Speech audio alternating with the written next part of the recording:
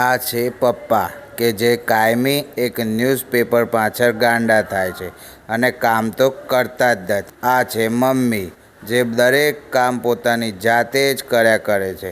રાંધવાનું બીજાને બતાવે તો એને ગમતું નથી. આ છે જેનિશ, બંનેની વાતમાં વચ્ચે ઇન્ટરફિયર કરે અને ઇન્ટરમીડિયરી રોલ ભજવે અને બંનેને લડાવે. A few moments later. અરે જેનિશના પપ્પા, પેલી બોટલો તો ભરજો. એટલે આ શી બોટલો તું મને યાર ભાઈ કોમ ના બતાય. આ છાપો બાપો વચવા દે અત્યારે ન્યૂઝ બ્યૂઝ હરખા. આ દેશની મારે ચિંતા કરવી પડશે એટલે બધા સમાચાર તો વાંચું.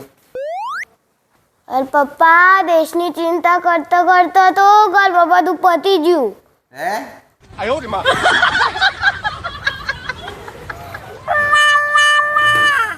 જેનિશ, તા પપ્પાને કેનો મીઠો લીમડો ને ધાણા લઈ આવું.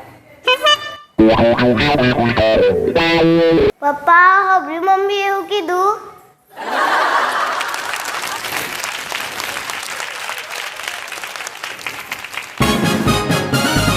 અલી મમ્મી, પપ્પા તો કશું ભરતા જ નહીં. મારે જવું પડે, શેમાં પડતા નહીં.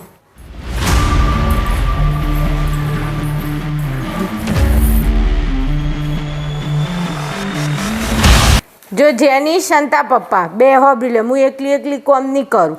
બધાને વેચીને કોમ કરવું પડે, નકર વોટિંગ નક્કી થાય આમ.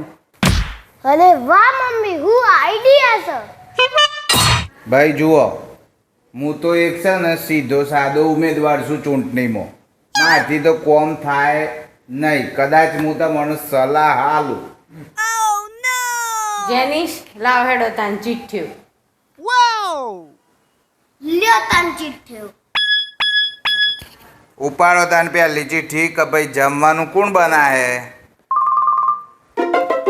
જેની શું ઉપાડી લાવ, હું જોઉં રિઝલ્ટ આવ્યું. મમ્મી જમવાનું મમ્મી બનાવે, જીતીજી મમ્મી. ચલો તાને પછી કપડો કોણ તો હે, ફરીથી ઉલાડો ચિઠ્ઠીઓ. ચલો કપડો તો આમાં કોનું નામ આવે છે, મમ્મી.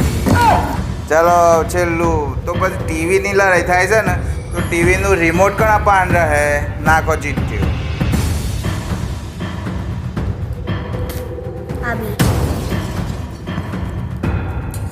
પપ્પા યસ, ટીવીનું રિમોટ આવી ગયું આપણે.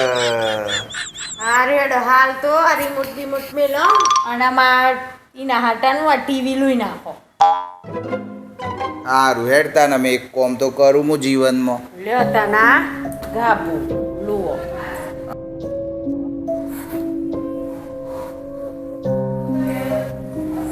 અરે આ ભીના કપડું ભીનું કરો, કોરા કોરા કપડા લુયા વગર. એ તો હિંમત લુવાય ભાઈ, લે આ.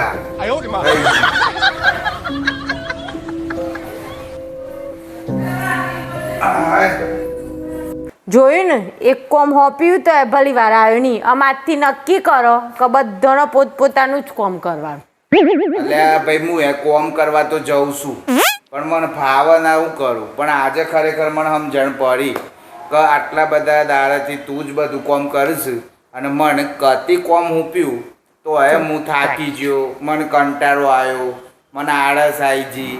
તો ખરેખર તારું ધન્ય છે કે તું આટલું બધું કોમ કરીશ. બે તું બહુ સારું કોમ કરીશ.